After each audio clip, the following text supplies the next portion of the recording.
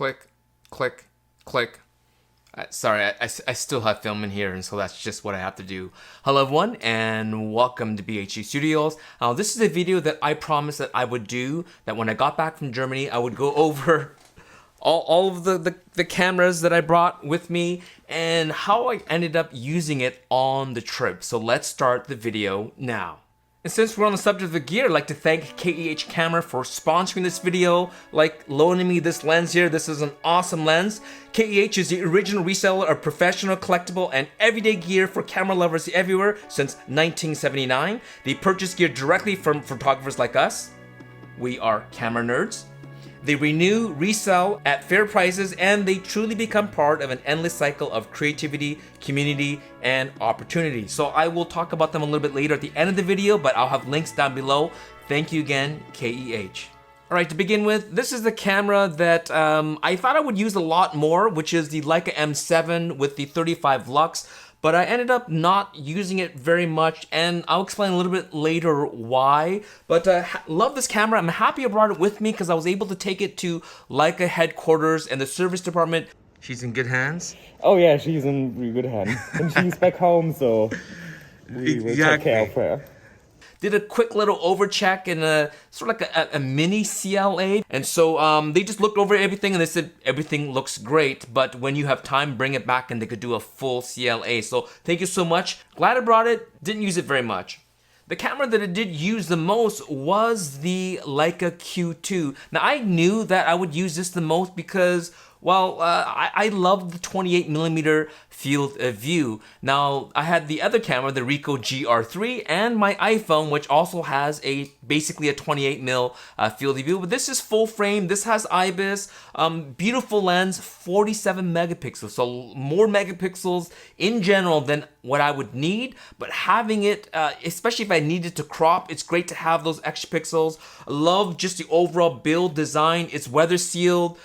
Great battery life, almost a perfect stills camera for someone like me. And so I knew going in that this would be probably the main camera that I would use the most while in Germany. And in the end, this is what I used. And just in case people want to know, this is a Vivant design strap. Awesome strap. I thought it would be a little bit too long, but because I was wearing a winter coat and it was cold, crossbody for someone of my stature, this strap worked out great. And so Leica Q2 was the #1 camera that I shot with. Now the #2 camera that I used was actually my iPhone. I have those little pod things, but my iPhone 13 Pro. This is what I used the second most, not only for sort of snapshots, but I did a lot of like vlogging.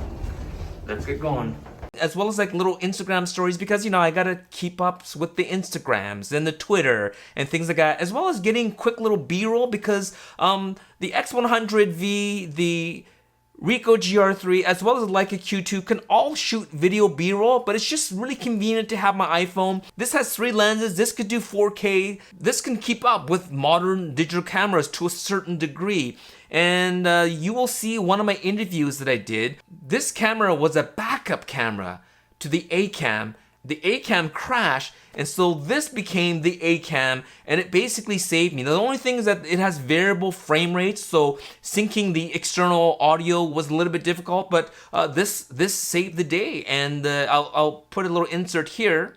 It was already on the horizon that mirrorless technology will one day exceed or overhaul DSLR technology. So then we checked next what mount would be best. So you can see how good this was. So this is really what I use probably the most overall, but in terms of like taking like important photos, taking important videos, the Q2 was #1 and this was #2. For #3 for video, it was really my GoPro. I used this a lot. There were times where I just had this on a lanyard around my neck and just quickly needing B-roll. This is what I use. Now I'm just kind of new to GoPro, and I probably should have had like the suction cup thing so I can do like time lapses and stuff like that. So I wasn't that great with doing that. And of course I'm juggling stills, I'm juggling video. As convenient as this was, it still was a pain, even though it was around my neck. It still was easier to just use my iPhone, but I did use this quite a bit. And if you're getting a lot of video B-roll, I think having a GoPro is awesome. Now my next used camera was the Ricoh GR3. People might say, well, you already had a Q2, why do you need a GR3? Well, because of its light, small, compact, it can kind of, when you're in a situation where you don't want to draw attention to yourself, like let's just say you're on the train system, and whipping out a GR3 is a lot like whipping out your iPhone. People don't really, no one's intimidated by a camera of this size. And so if you're doing discreet photography, or you're not discreet, you're overt that you're taking pictures, but people around you are kind of chill because they just think, well, how good of a camera can this be? And this is an awesome camera. Again, 28mm equivalent field of view, so that's kind of my ideal field of view. I also brought the wide angle adapter, which gives you a 21mm equivalent, and that's also great for really kind of close-up shots, stuff that you can't do with the Q2 because the Q2 doesn't have a wide angle converter on it, and the X100 does, but it only takes you to 28. This thing takes you all the way to 21, so that's another reason why I brought this. Now there is an ultra wide on the iPhone, but it is only 12 megapixels, and the image quality on this at ultra wide is going to be nothing compared to this. This is APS-C, this is 24 megapixels, and the stabilization on this is awesome. And also when I was in Berlin, Samuel Lintaro Hoff, hey Samuel, how's it going, buddy? He actually convinced Ricoh GR Europe to loan me a GR3X, and so I asked Ricoh North America if they can loan me a GR3X, and they said no, we don't have one for you, but Ricoh Europe were able to provide one. So thank you so much, guys, and maybe Ricoh North America, no hard feelings. If you still want to send me a GR3X for me to review, I will create my own review. I had a great time with that. 40mm, as you guys know, is one of my favorite fields of view as well. After the 28, I have the 40mm M RAW core for my Leica M system, and so having a 28 and a 40 are almost two perfect fields of view for me for street photography. So having a Ricoh GR3 and a GR3X, if those are the only two that I had, I could pull off most of my street style photography work. And so I only had it for like a day and a half, and I had to give it back to Samuel. So I don't have a lot of photos from that, but check out his YouTube channel or the official Ricoh GR channel, and we shot a video together. But this camera is awesome. Having something light, compact, you're out for dinner, you're on the train, you want to take discrete photos, this is a awesome camera. And so going back to the M7, I brought 12 rolls of film with me, but I only shot one, which was CineStill 800T. And so I'll post some pictures throughout here, or maybe I already did. Had a great time. KEH camera loaned me the 35 Similux and the 50 Similux, so thank you so much KEH for loaning it to me. But I ended up only using it on the M7, but I've been having fun with this on the SL2S as well as the SL as well. So I'll do a separate video on this with the M to L mount adapter, but awesome lens, and whoever ends up buying it, including maybe I'll buy it, they will really enjoy using this lens. This is a very sharp, beautiful lens, and I'm just kind of sad that I didn't use it more often, but this camera was the second least camera that I used, but the time that I did use it, I had a great time. And finally, the camera that I used the least was the X100V. Now, in most cases, this might have been the camera that I used the most. People were wondering why did I bring this? And in my last video, I didn't really, maybe I did mention it, but I'll mention it again. But the main reason why I brought this was because this has HDMI out, and this is great for talking head video. So I had hoped that I would do at least one or two like this kind of video, talking head, but in Germany. So I have my cousin Nagisa, who actually is in the TV production industry. She video edits, she's awesome. And so she was gonna help me shoot some videos in Berlin and in Munich, but and she did, but not with the X100V. And as well, I was gonna use this as like a webcam for YouTube Live, which I did neither of those. And so this is the main reason why I brought this. as a video camera, because the Q2 does not have HDMI out, the Ricoh GR3 does not have HDMI out. The only real other video camera I had is really my iPhone. This would have also worked out well as a video camera, which it did, but if I wanted a real video camera, this would have worked out, and in the end, I just didn't have time to shoot video. But bringing this was a success, and the reason why? Because my cousin loved this camera. Now, as I said, she's in the TV industry. She works with DSLRs and mirrorless cameras all the time. She shoots videos for TV shows, and so she's used to bigger, heavier gear.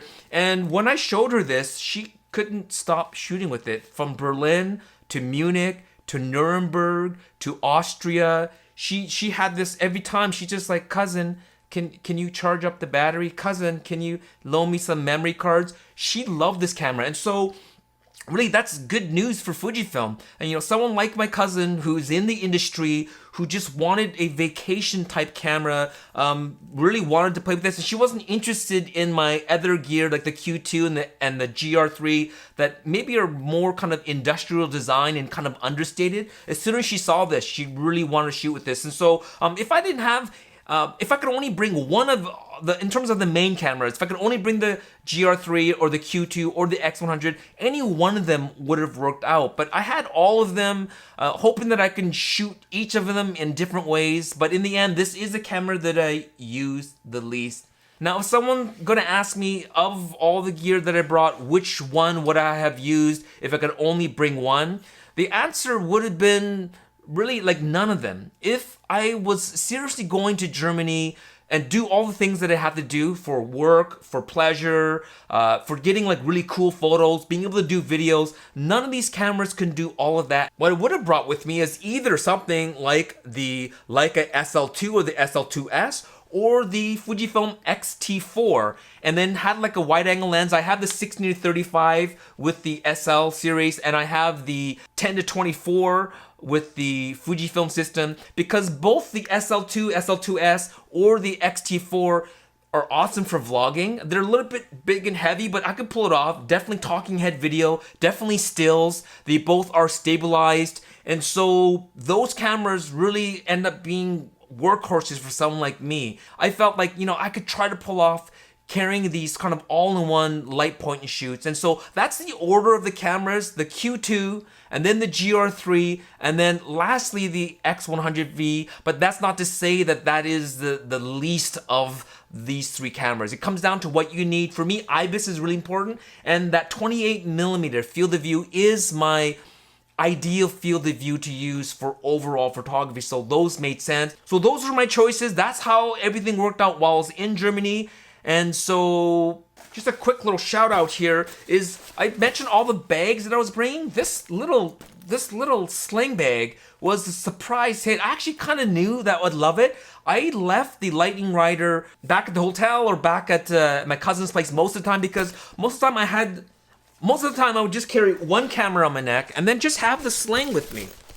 You know, just have it like this and have it like this, and this can carry everything from my wallet to my GoPro, extra batteries, battery bank, my passport, my money, everything fit in here. And then my main camera was around my neck. I didn't feel that I was overburdened, like having a backpack or big shoulder bag. Just having something small and light and compact like this ended up working out really awesome for me. So this was kind of the surprise hit of the trip. And even in town here in Vancouver, if I'm not needing to carry an iPad or something, this is perfect for kind of staying light, and yet this is expandable. You can't put more stuff. It is 6.5 liters. I think 6.5, I'll correct myself down below, but this worked out awesome for me. So Q2 and this and the GR and the GoPro would all fit in here. That's pretty much how I wandered the streets of Germany.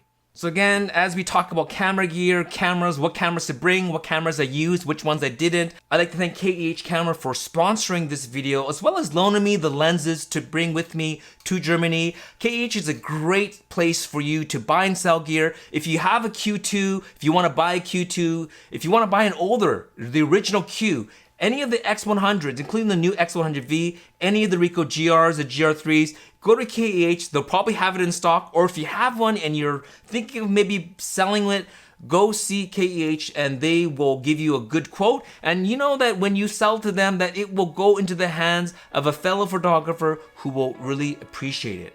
KEH has over 60,000 items in stock, up to 40% below retail. KEH approved, appraised, graded, renewed, and resold. Now you can phone or schedule a video chat so you can get more accurate quotes on your gear. They have a 21-day return or exchange policy, 180-day warranty, which is like almost half a year, and that's great if you're buying used gear. They are graded by experts, renewed with care, one of a kind, sustainable, and exchangeable. So please use the affiliate links that I have down below. That will give you 5% extra if you are selling, and you get 5% off if you are buying. And if you're buying and selling at the same time, you will get 10%. And there are extra specials during this time of year, so go check out KEH's website and you will find your perfect dream camera, or again, sell stuff that you aren't using. And again, it will be in the hands of fellow photographers. So thank you again, KEH, for sponsoring this video. And so thanks so much for watching.